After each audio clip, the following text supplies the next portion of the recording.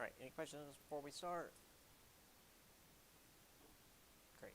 Okay. I forgot to get more water, but it'll be alright.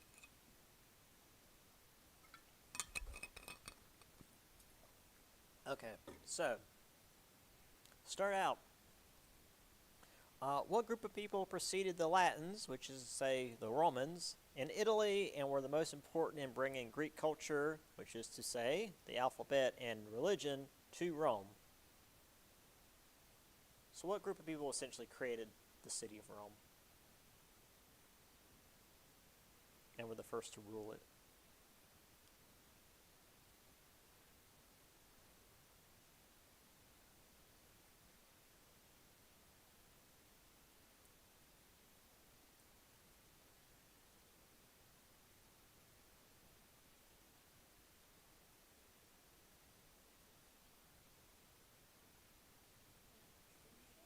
Yes. I think I can zoom in on this. There we go. That's better.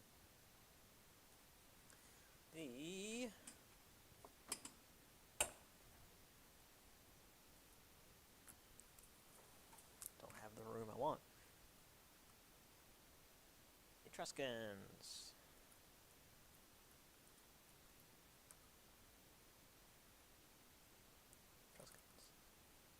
There we go.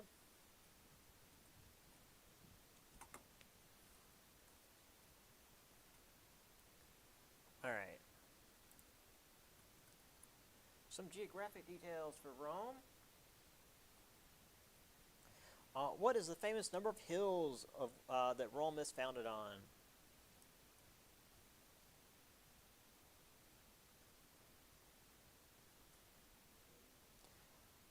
What is the famous number of hills that Rome is founded on? How many hills are in Rome? 7. So FYI, all the times that 7 is mentioned in the Bible is actually referring to Rome, by the way. Specifically in Revelations. Like, they're talking about Rome. What is the river that Rome is situated on?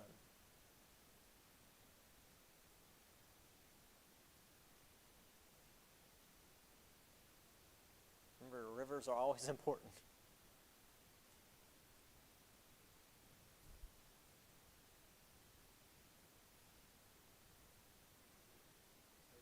Yes. The Tiber River. This is the one that I said don't get mixed up with the river from last time. Not that one. The Tiber. Tigris. Yeah, is this a T-I word? Yeah. Yeah. So, Tiber River for Rome. Let's see.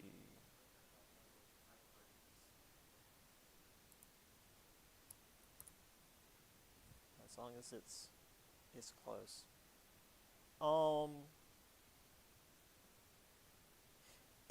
As far as some mythical heroes, in 500 BCE, well, no, wait. That's not chronologically right. According to legend, who was the first king of Rome? He was the brother to Remus, and both were supposedly nursed back to health by a she-wolf. Why'd they say she-wolf specifically? Obviously, female wolf.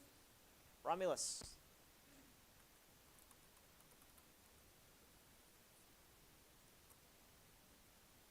Romulus was the supposed first king of Rome, and the legend.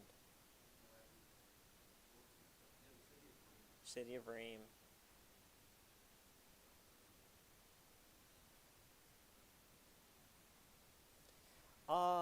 Let's see. I mean, there are worse places.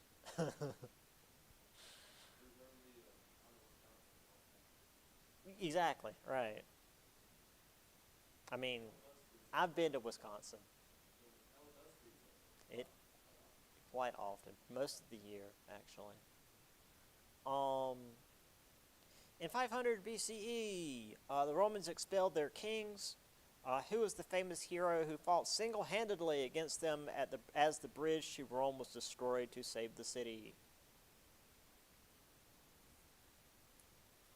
So who was the guy that kept the Romans from coming across the bridge? Excuse me. I'll take it. Do you have more than just his first name? Yeah, good enough. Horatius Cocles. And that again, this is not. You do not need to be able to pronounce these Latin names. Yeah, this one's for sure multiple choice.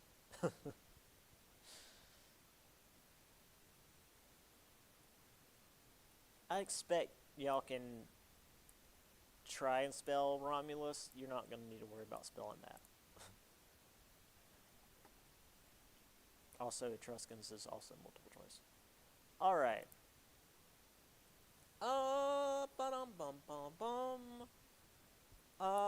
Ancient religious rites. I narrowed it down to one. What religious event in ancient Rome consisted of reading the flight patterns of birds for insight into divine will?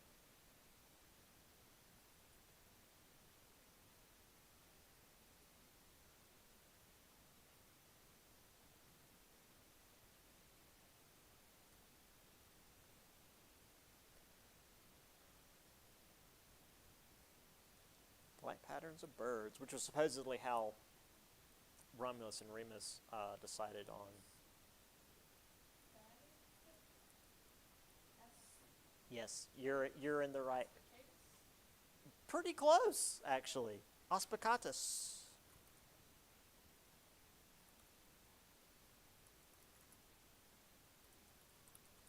Well, that's fine.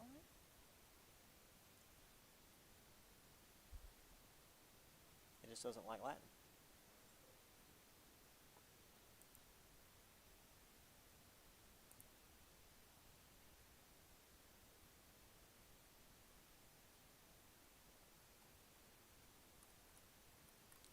It's a you. Anyway, yeah, it's where we get auspicious from. Yeah, I mean, it's the same idea. It's like the flight patterns of birds are supposed to be like a sign from the heavens, whereas auspicious is just a sign in general, and not necessarily anything divine, just a general feeling. But it can be whatever it is you believe. Auspicious can be interpreted. All right. I think that's it for that section. Yes. Okay. So the three main offices of the Republic. In Rome. What office, which was held by two people, stood for the idea of a monarchy? It was the top office in Rome. Roman Republic, I should say.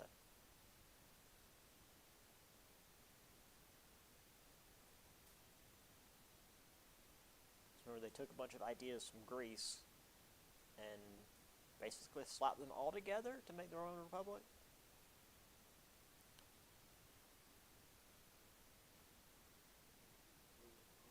Yes, these were the consuls. Yeah, the consuls. So there were two of them, and they like split the power of a monarchy. Remember, but only supposed to be for 1 year. So while it was close to absolute power, they still diluted it.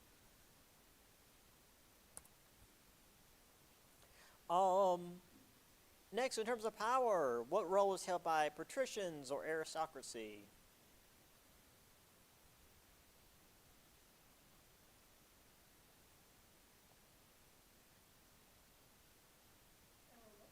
The aristocracy, the rich old people.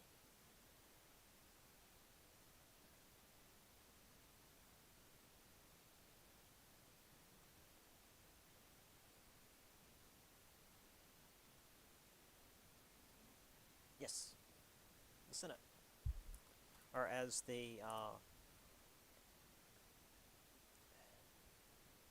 think this is how it goes. It's a British joke. It's real dirty. The joke is just the aristocrats, and everybody laughs because it's a dirty joke. It's the aristocrats because they're dirty people. Anyway,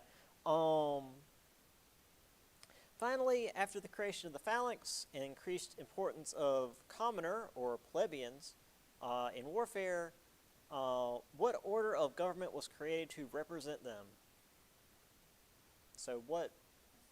Yes. The assembly. So the assembly was not necessarily everybody else, but this was the representation for everybody else. And assembly was a lot of people, though. But it wasn't like the general assembly like they had in Athens, where everybody just sort of showed up in a square and yelled. It's like, okay, if you vote for this, raise your arm and shout. If you vote for that, raise your arm and shout. And whoever...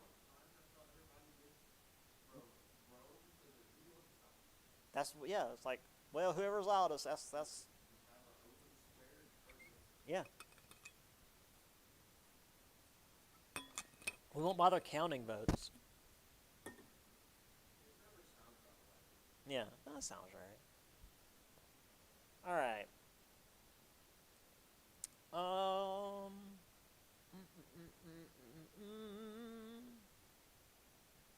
right. Let's talk about the family system. Oh, just the one. Yeah, just the one. Okay. Which is to say how someone can get around not having a very prestigious family. What idea or system was used when someone either did not have a family or who was born into a lesser family but could be adopted by a higher ranking patrician?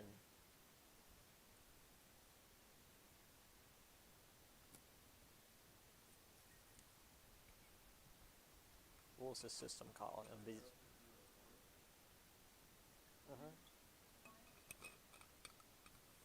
Yep, the system was called clientage.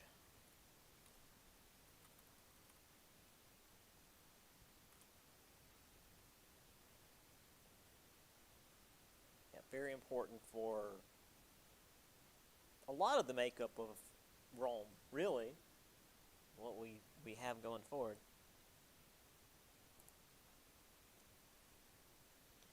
All right. So Rome had a lot of enemies.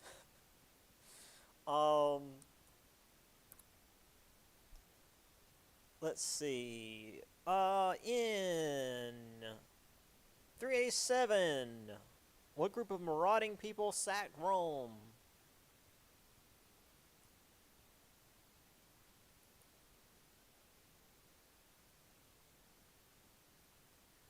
This was the first group to properly hit Rome, at least in the book.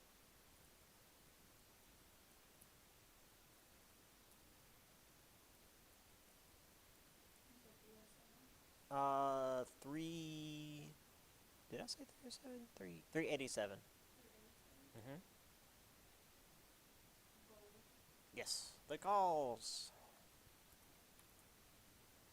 which are a group of Celts, which are from like France-ish.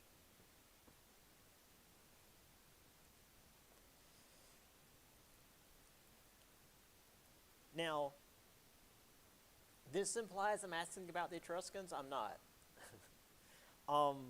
During the many conflicts, including the Etruscans, what military structure did Rome create in order to have an ordered, quote, logical army?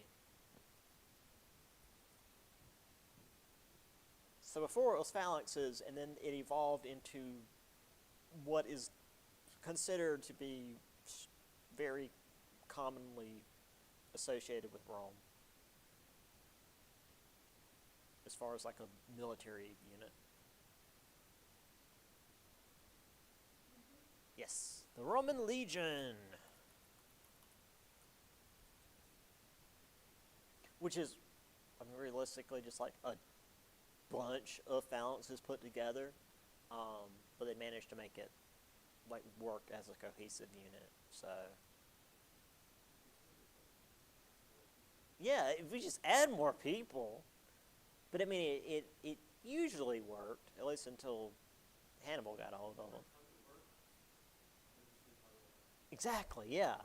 When it works, it works.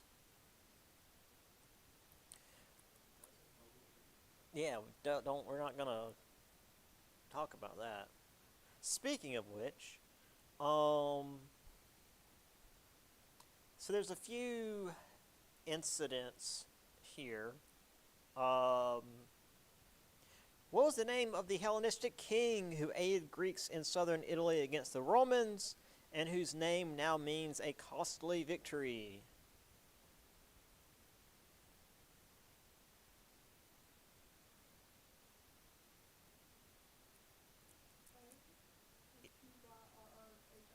Yeah,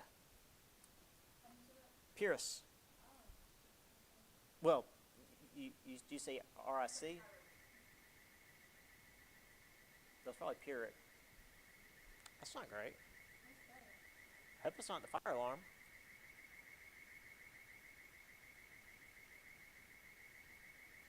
I will take a peek.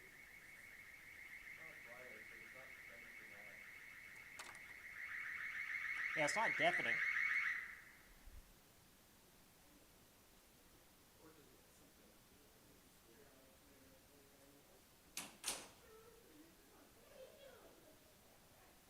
Okay, cool. Seems fine. I don't hear any gunshots. Could be using a crossbow.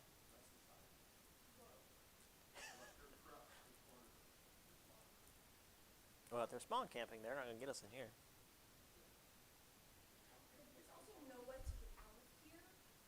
There's no windows, nothing. You Yeah. just have to go through that door. Well, just hang out until they get tired. Run out of bolts. So,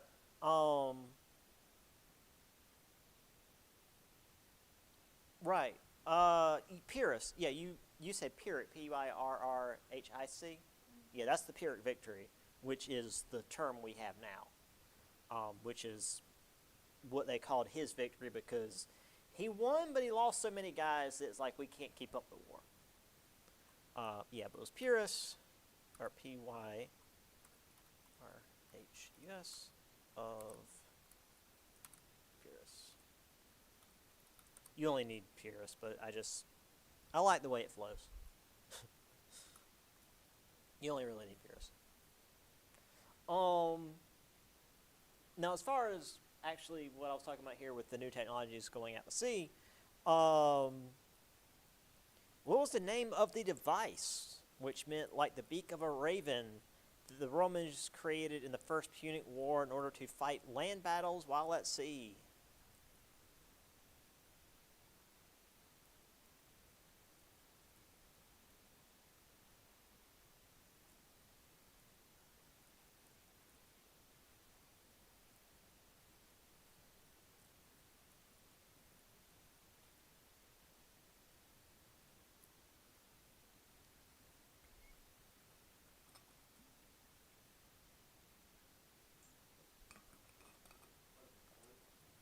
A what? Yes, very, very specifically. Corvus, which, again, my biology background, it just makes total sense, because a corvid is just a crow, or the crow family, which includes ravens. So that's just like the beak of a raven, that's just what that is.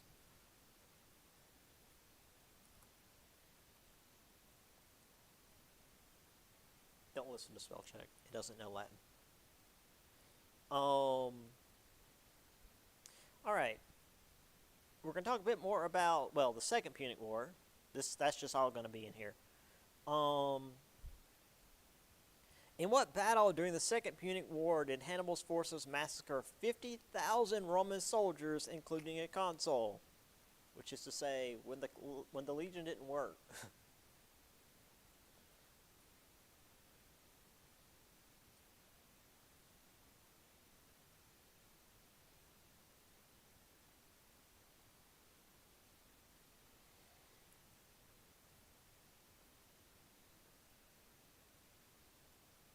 Which 50,000, that's like 6 legions. That's a lot.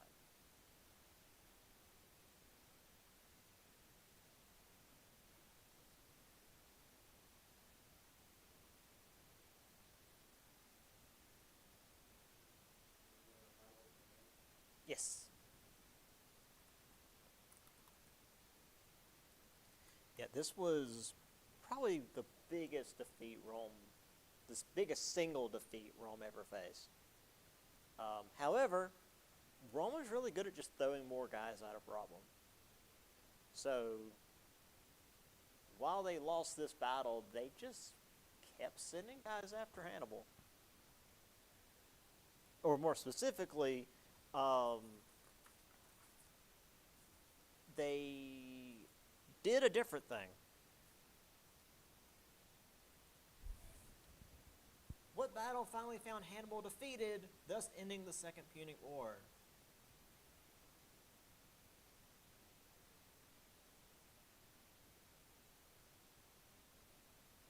Which is to say they didn't fight him in Rome.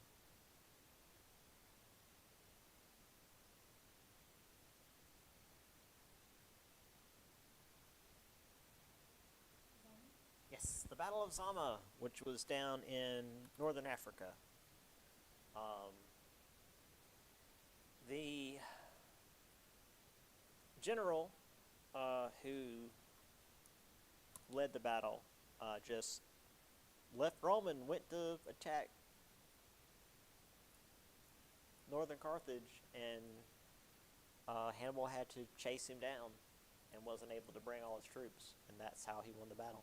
Speaking of which, one more for this section. What was the surname given to General Scipio, who led the force that defeated Hannibal? Because remember, surnames were given by Scipio, the general who defeated Hannibal. Yes. Yeah, because remember, surnames were given by essentially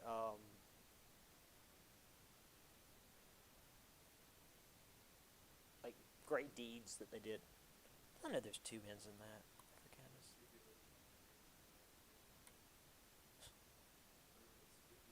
Skippy. I mean, maybe.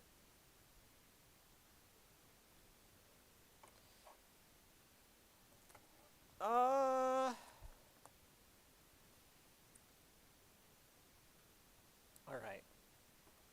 So, let's talk about a little bit of reform that didn't go so well. Who was the first of the Gracchi brothers who pushed land reform bill that eventually resulted in his death? So we got 2 Gracchi brothers. You just need to remember which one came first and which one came later that was the more aggressive.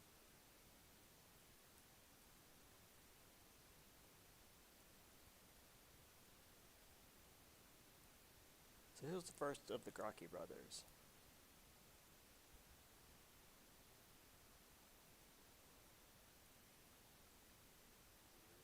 Tiberius Gracchus.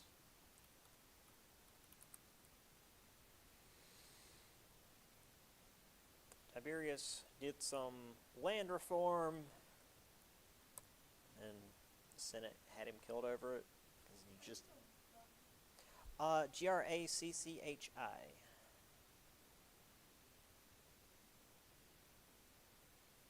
which is apparently the plural of Gracchus.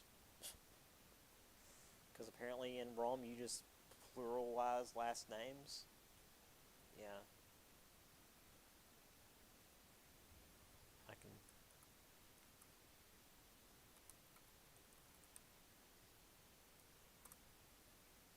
And his brother, who pushed for even more radical reforms, particularly the inclusion of Rome's Latin allies as full Roman citizens.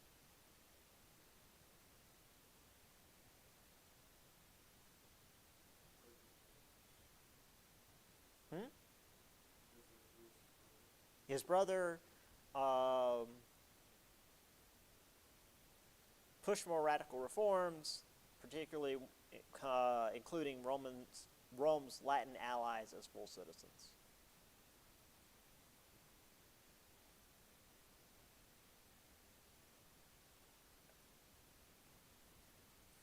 Became a tribune twice, failed a third time. Yes, Gaius.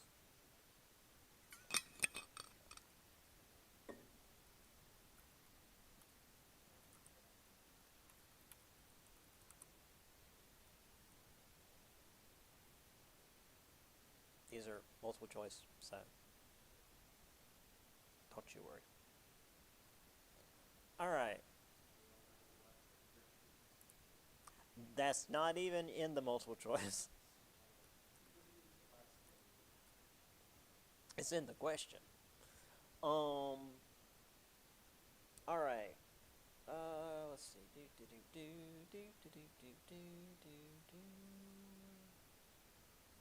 Let me see if.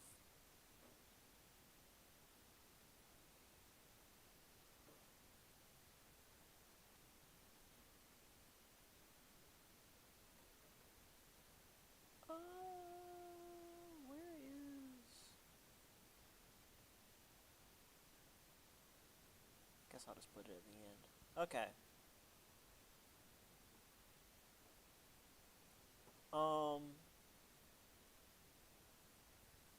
So corruption. Who is the king in North Africa who is best known for bribing anyone and everyone to get his way, thus underscoring the corruption in Rome?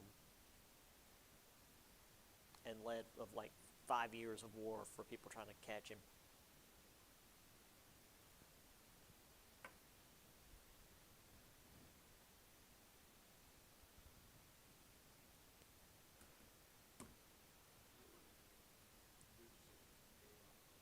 Yeah.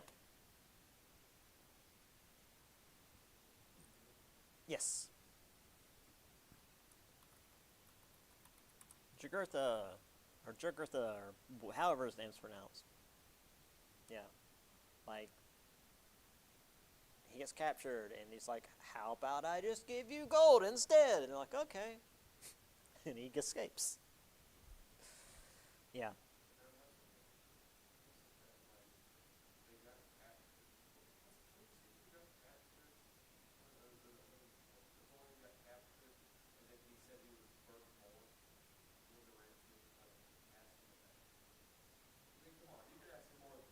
I could see that.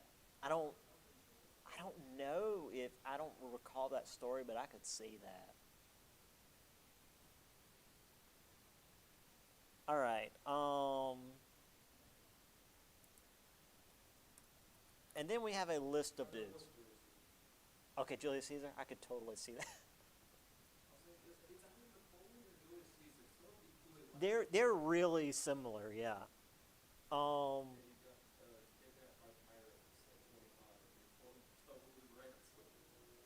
Jesus.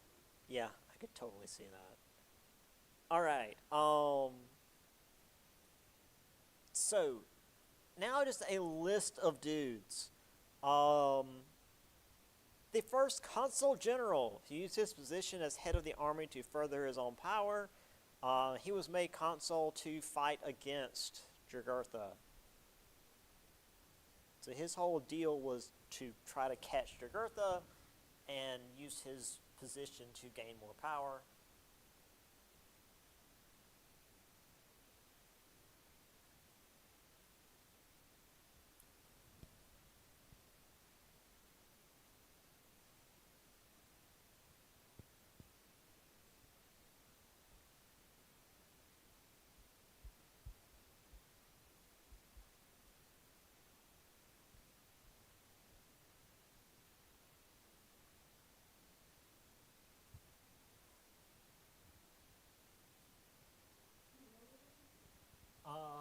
This guy was the first great consul general, used his position as head of the army to further his own power, and was made consul specifically to fight and capture Jugurtha.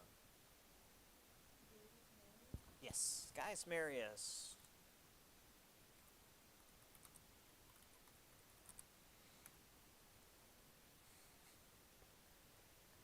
And this guy was a representative of Marius. Was the first in a long line of self-appointed dictators. In particular, he had 40 senators and 1,600 equestrians put to death in order to secure his power.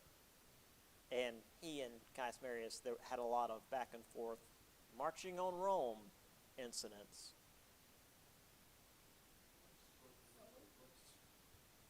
Sulla. What's that? Yeah, there was a lot that these two did. Oh, yeah. He was a representative of Gaius Marius, self-appointed dictator, and specifically in the question, I have the 40 senators and 1,600 equestrians thing.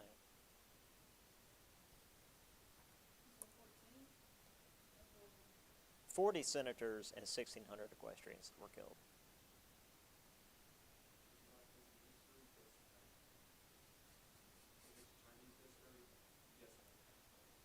Put some more zeros behind it. Yeah. The river flooded, 40 million dead. Yeah. Another guy, this guy was formerly attached to Sulla, was another great consul general. He was largely known for his good timing, in particular being in the right place and time to mop up the last of Spartacus's slave rebellion. He was less corruption, more he just happened to be where he needed to be when he needed to be there.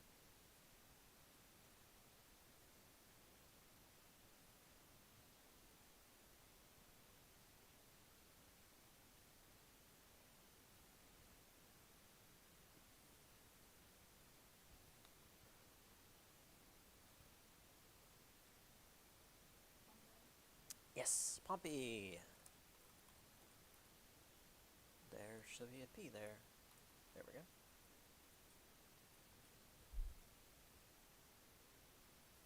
All right, now,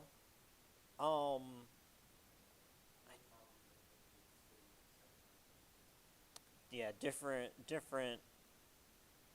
Pompey. All right, let me make sure. I don't think I've got this written here. So, right. I'm just going to put this here. I've got a question for name one of the languages that spawned from Latin spread throughout the Mediterranean.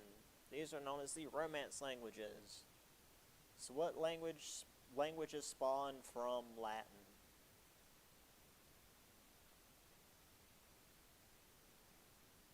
Well, you only really need to give me one. French.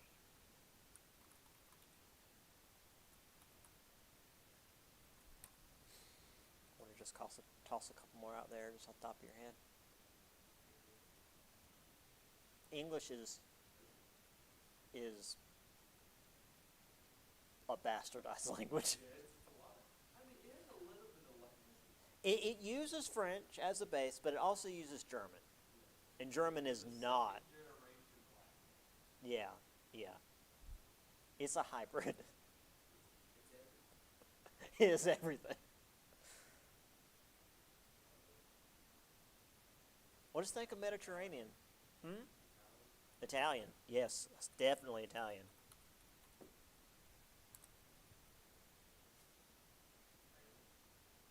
Yep. If you know Italian, you know Spanish, and vice versa. Not exactly, but you know a lot of it.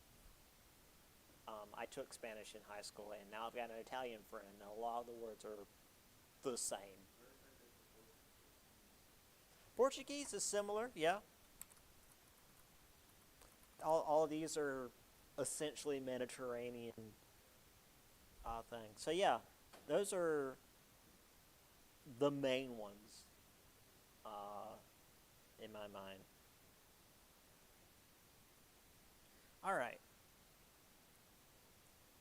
So let's talk about Julius Caesar. Okay.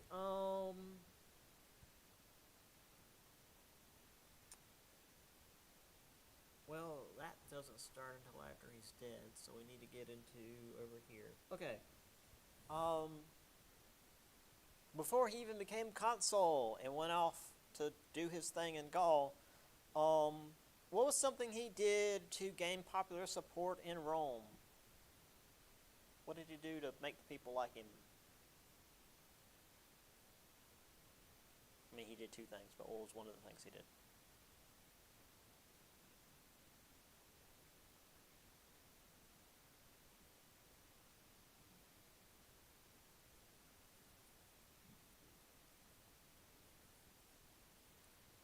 What was something he did to gain popular support among the people in... Yes. So in the late Roman Republic, there were a couple of ways to get people on your side, one of which was hosting gladiator games.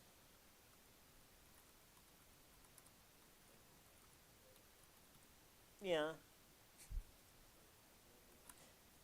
And so there's entertainment. What was the other thing? Can you think of it? I mean, again, you only need the one, but might as well get them both if we can.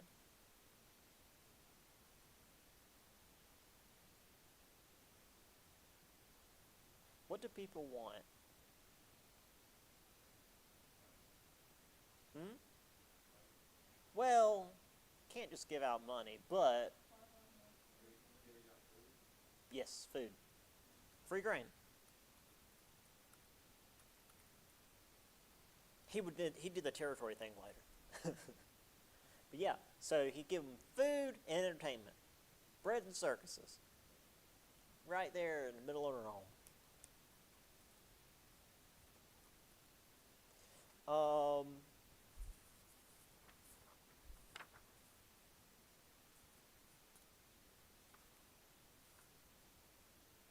Okay. What river did Caesar and his army famously cross in 49 BC, which directly led to the civil war in Rome?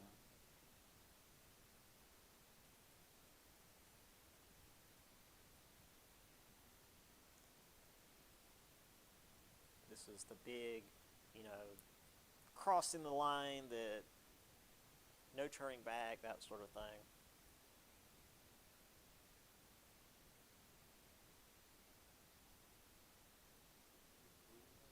Yes, the Rubicon, crossing the Rubicon.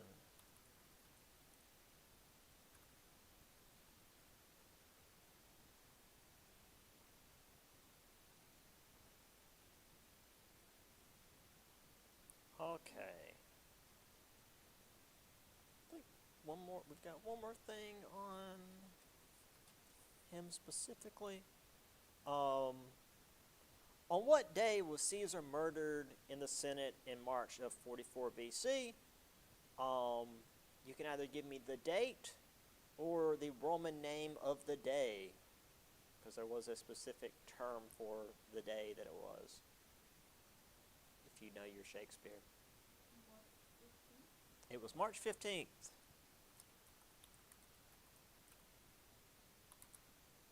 Do you remember? Ides of March. Yes, the Ides of March. It was supposedly there was this prophecy that he needed to beware of the Ides of March, and yeah, that was all made up for Shakespeare's play.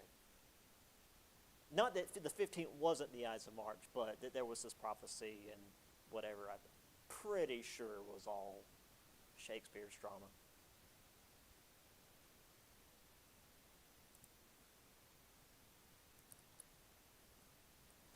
All right. So on to what happens after. All right. Oop, that's emperors. That's not it.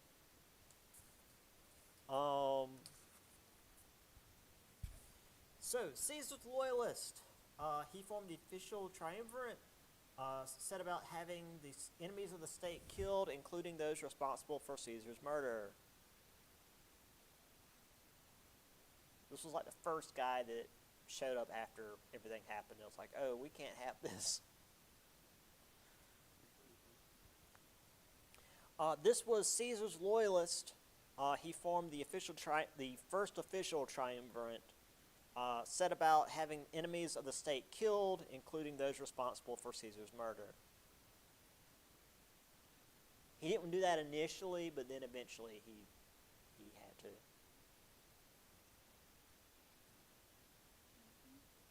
Yes, Mark Antony. Mostly because Cicero wouldn't shut up.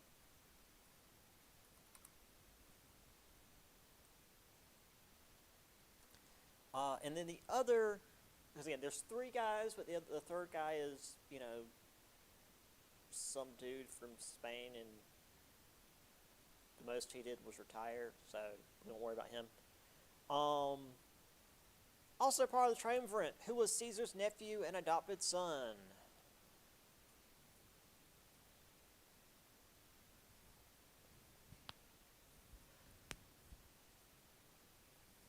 Oh.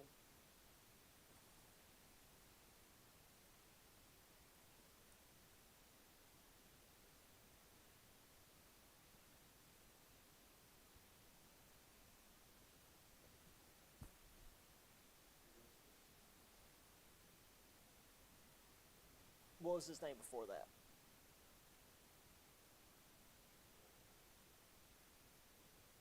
No, I mean Augustus was his name after he changed it. You're getting ahead of the game again. Augustus was after a name change. Yes, Octavian.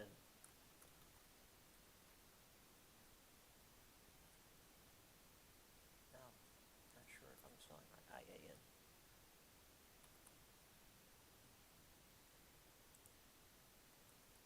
And then he changed his name after he became emperor. Let's see.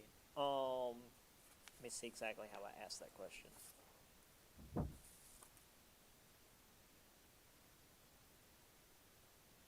Wait, did I not?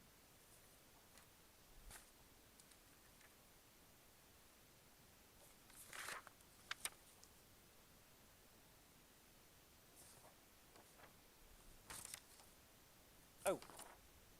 No? The hell? 18, 19.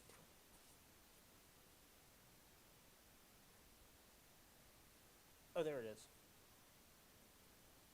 Oh, no, we got one more before we get to that. Boop. Yeah, well, he'll be alright.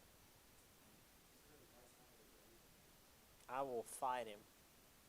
He's been dead for about 2,000 years. It won't be too hard. Also, he's like on the other side of the world. It'll take him a while to get here. What was the name of the Egyptian princess whose influence supposedly corrupted a member of the triumvirate, which is to say, Mark Antony, leading to a short war and Caesar's nephew taking power in Rome?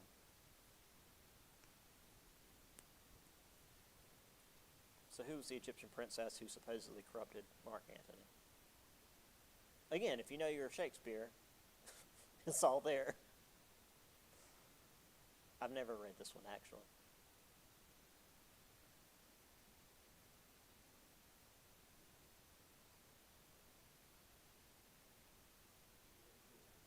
Yes.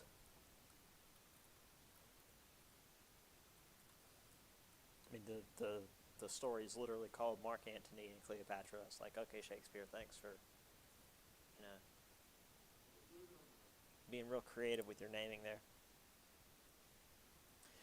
And then, actually here, I couldn't find it because it was one down and my brain just can't. Anyway.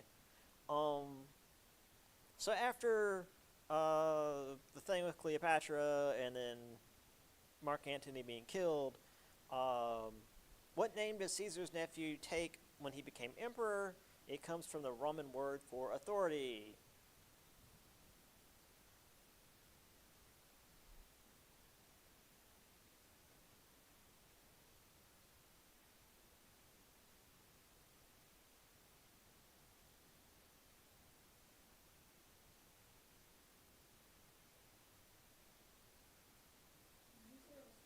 Yes.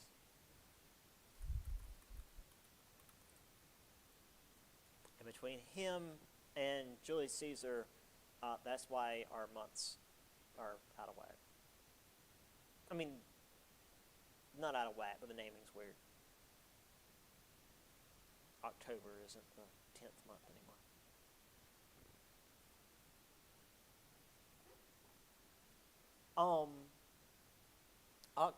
Oct means 8. Oh, it says not 10th month. It's not 8th month anymore. Yeah, I got my brain was in the wrong place. And like December, Dec is supposed to be the 10th month. There was originally 10 months in the year. Now, granted, it was based on like lunar phases and stuff. So like the old calendars were way off compared to what we have today, where it was like based on actual rotation around the sun.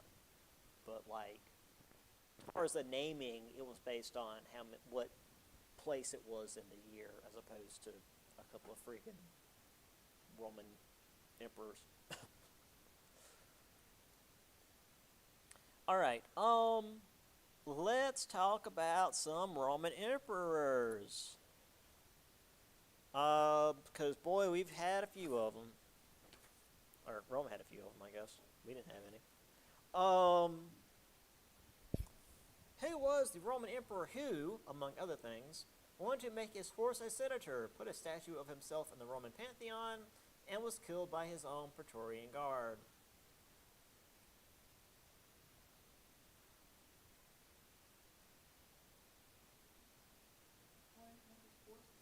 Yes, or at least he threatened to. It's on the question on the test.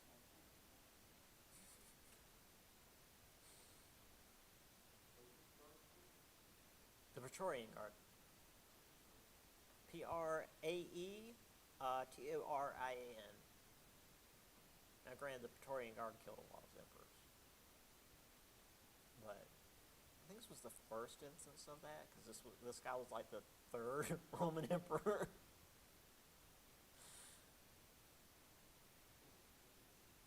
They did, for good reason.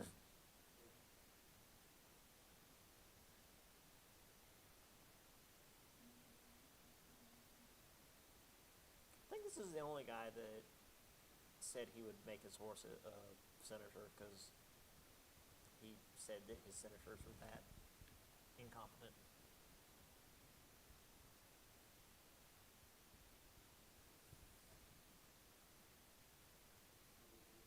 Yes, Caligula.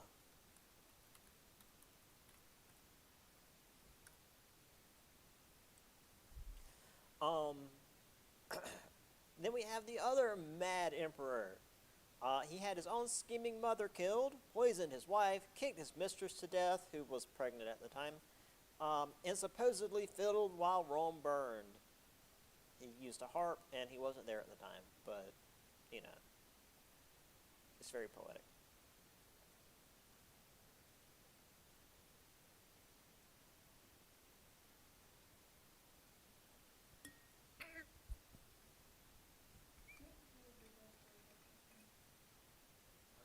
Fiddled while Rome burned.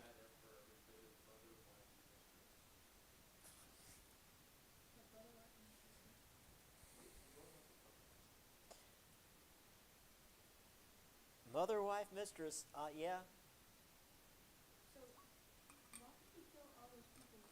None of them are. Okay, his. Well, they did have a lot of lead in the pipes, but also, um, him killing his mother was justified. I would argue. She was very controlling slash. Was it Nero? Yeah, that was Nero. Slash handsy with her son. I don't know why he murdered his wife and mistress, because he was crazy.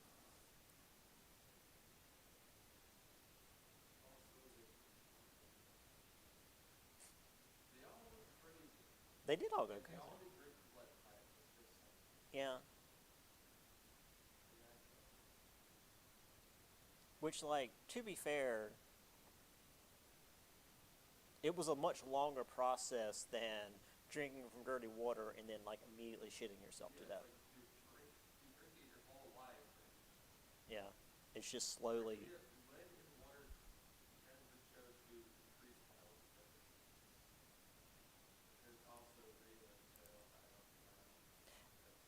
And when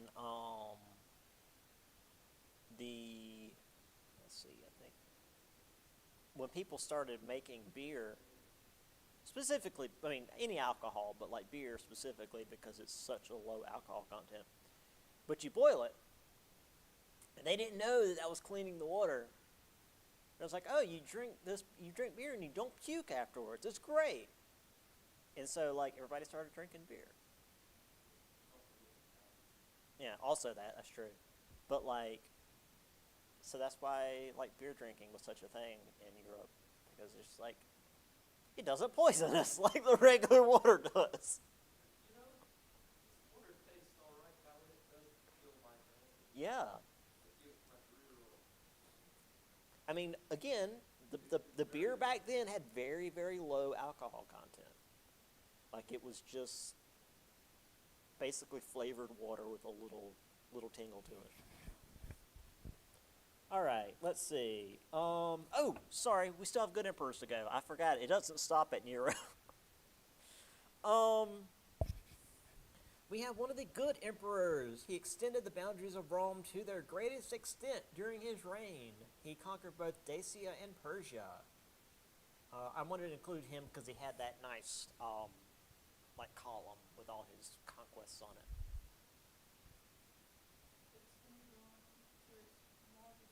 To its greatest extent. It was as big as Rome would ever get.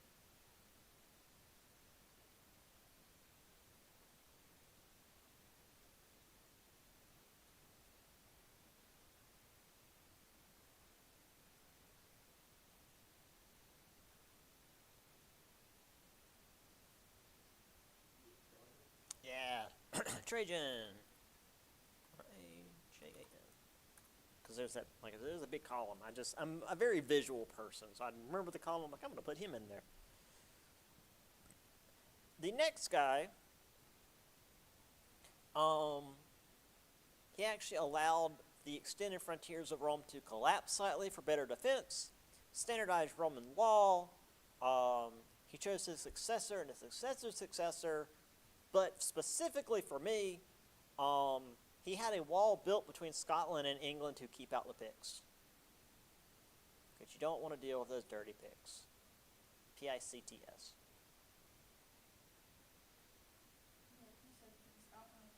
Between Scotland and England.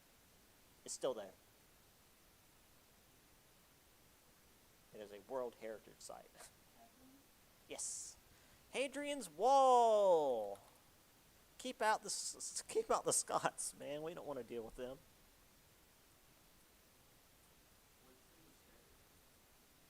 Roman law. Just like made sure that the Roman law was equally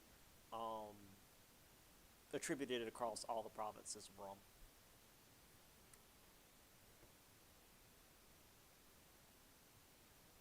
All right.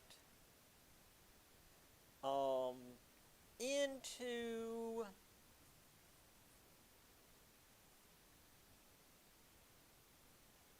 think this is the last section. Yeah. Say, I sure hope so. We're running out of time.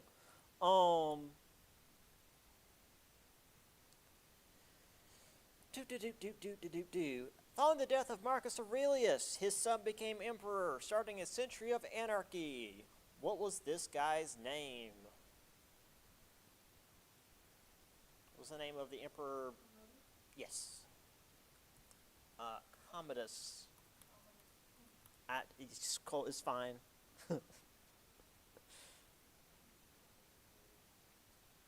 Aurelius. Aurelius.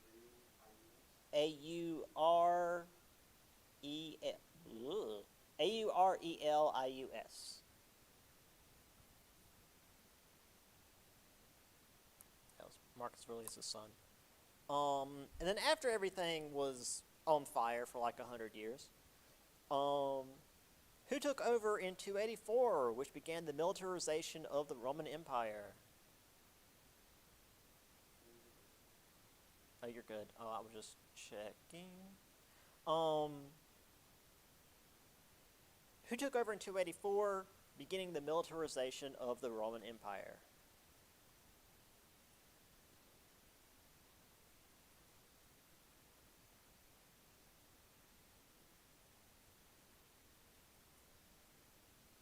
Yeah.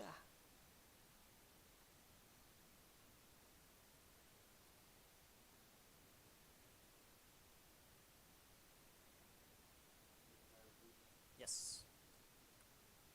Diocletian. Which also just so happens to be right here.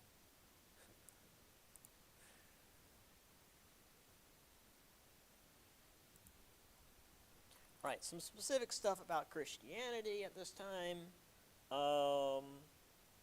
Let's see. What was the name?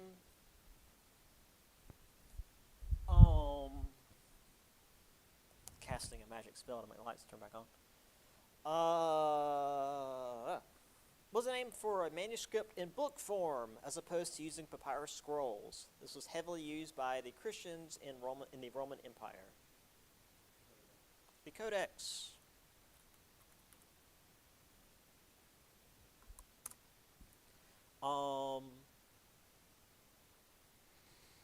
Who was the apostle that Jesus told would be the head of the church, resulting in the Petrine authority argument for Roman bishops?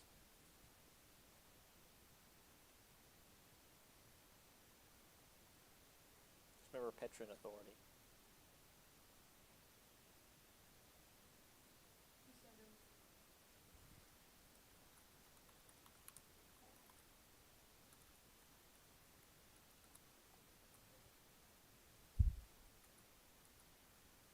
So it's who? No, that is not Paul. Paul never.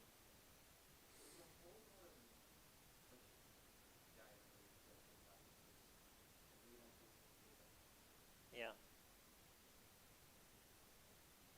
Paul wasn't an apostle.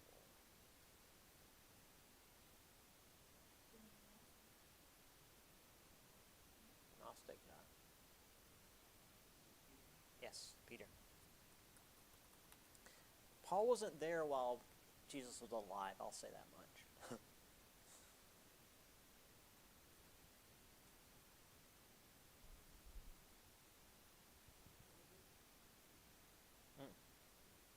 No, he supposedly. Yeah, he renamed himself because he got a vision on the road to Damascus, I think, and it's like, oh, I'm gonna be a Jesus follower now, and then like wrote like the rest of the New Testament, basically, most of the rest of the New Testament. Yes. I don't know that, like, the visions that those people had back then aren't the same as, like, because the way we treat people now who apparently have visions is very, very, very different from nowadays what they treated back then. We can't. If you see visions now, you're going to be Yeah, we can't. Hey, remember the whole rapture thing from like a month ago? Dude just said God talked to him. and the whole world was on fire about it. So it depends on who you are and who's talking to you, apparently. I'm just saying.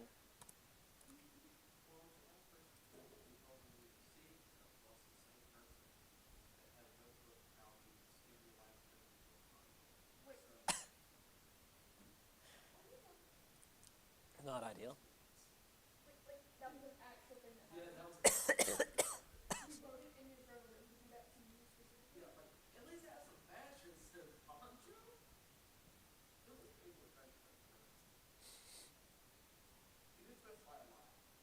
Let's let's finish this before I would hope so. Okay. Yeah, as do I. Where was I? What was the name of the system that Diocletian came up with to split rulership of the empire into 4 parts? 4 is important here.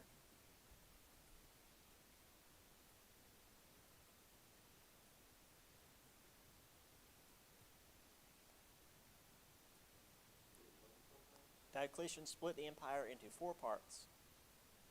What was this system called? Rulership of 4 was called what? It's in the name. How good is your Latin? Yeah. Yep. And archy is ruler. So, tetrarchy.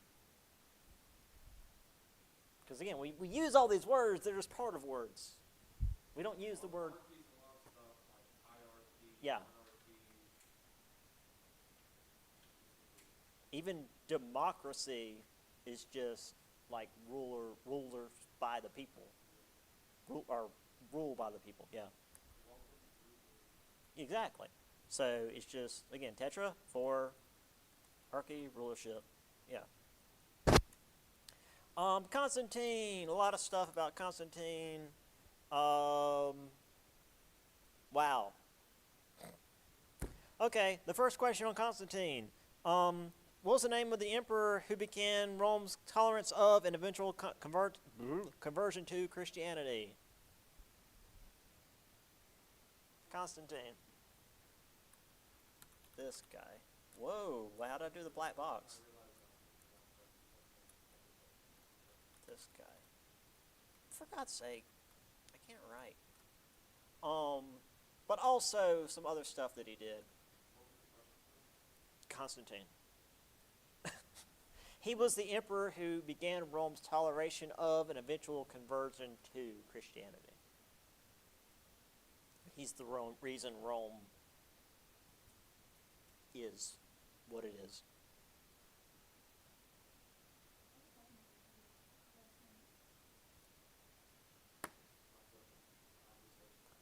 Well, religion came up in conversation. We talked about like the Greek and Roman gods and how like they worshipped them for so long and then changed to Christianity.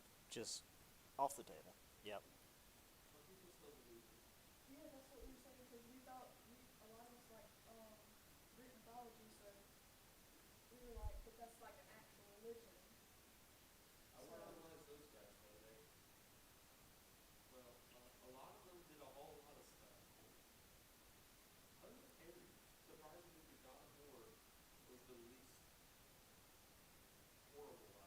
Well, like the Spartans, they were actually pretty chill. They just wanted to stay where they were.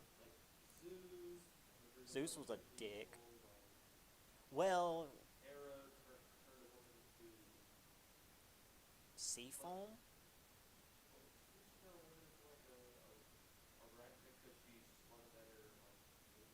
Oh, that was Arachne, I think.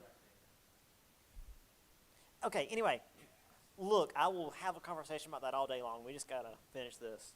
What was the important edict passed in 313 officially declared the toleration of Christianity in Rome? Edict. E-D-I-C-T.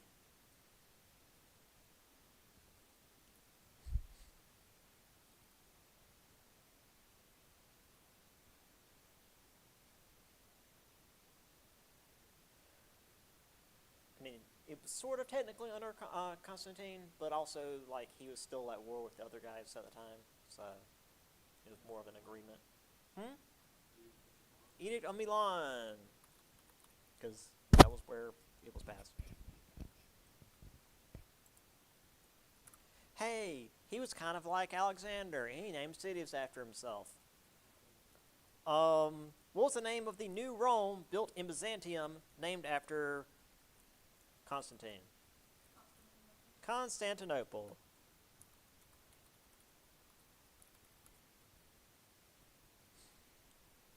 I had a real nerdy student one year, and she knew the old song. Yes. What's that?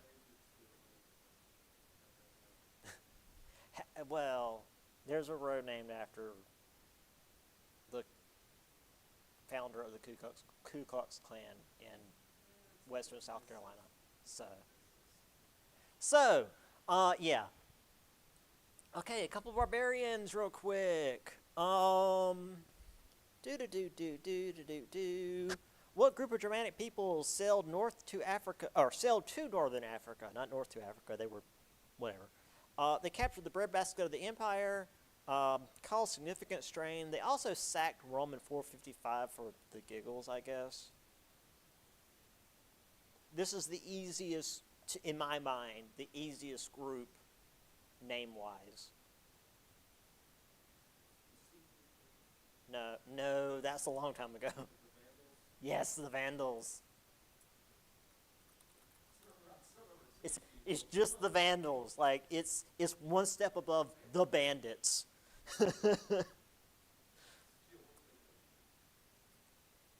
What they do? They vandalize the place. Oh, okay. Another easy name. What was the group of the Asiatic steppe horsemen that caused the mass movement of the Germanic tribes out of Eastern Europe? The dudes from Milan. Yes. The Hun. Yes. Very good. All right, one more group. Again, a very easy name. In fact, so easy you might overthink it. The tribe that Clovis led, who all converted to Orthodox Christianity when he did. And this was going to be very important for the future of Europe.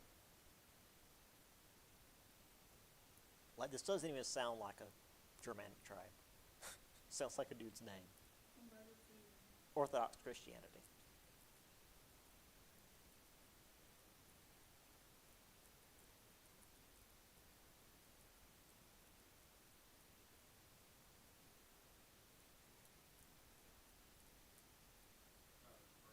Yes, the Franks. Yeah, yeah. We got the Visigoths and the Ostrogoths and all this other crap. I'm like, let's just go with these guys. Oh, sorry, Franks goes down here. Yoink.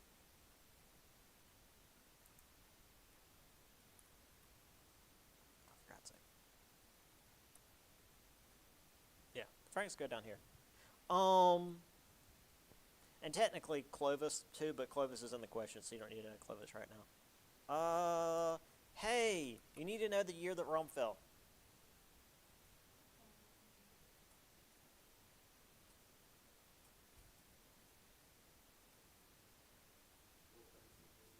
$476. Yep, and we're no longer in BC anymore, so everything's going upward.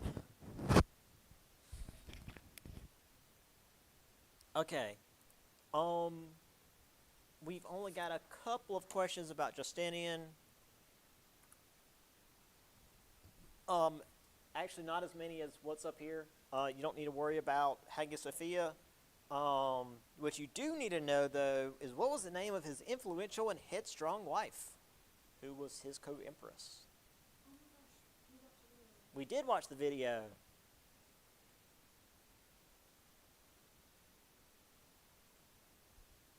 Hopefully my online people will watch the video too. Theodora! Yeah, she was great.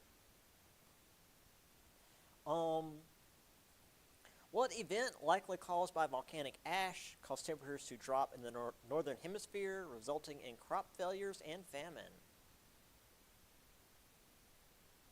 This has got kind of a weird name. I mean, it's, yeah, the Dust Veil. It's kind of a weird name, Dust Veil, but yeah, just the Dust Veil. Yeah. But like, it's not something we it's not a word, that's not a term we use. It's a veil of dust. Like, what? There's ash in the sky. Finally, and then we're done. I've only kept you guys a little late. What was the likely identity of the plague that swept through the empire, often called Justinian's plague, which killed upwards of 300,000 people in Constantinople alone? Yes. Also known as bubonic plague. If I put the Black Plague. That's fine. Okay. I know what you mean.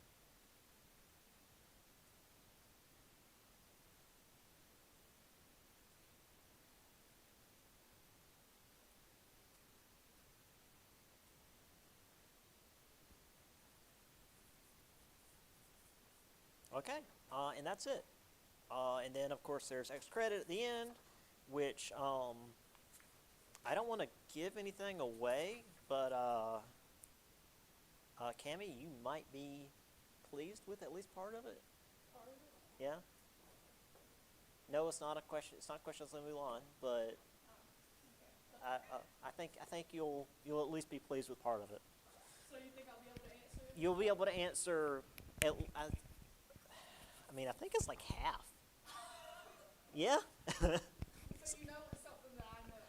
You should, Okay. considering what. That narrows it down a whole lot. Oh, rude. I really hope you slip and fall after going out to your car. Well, don't. How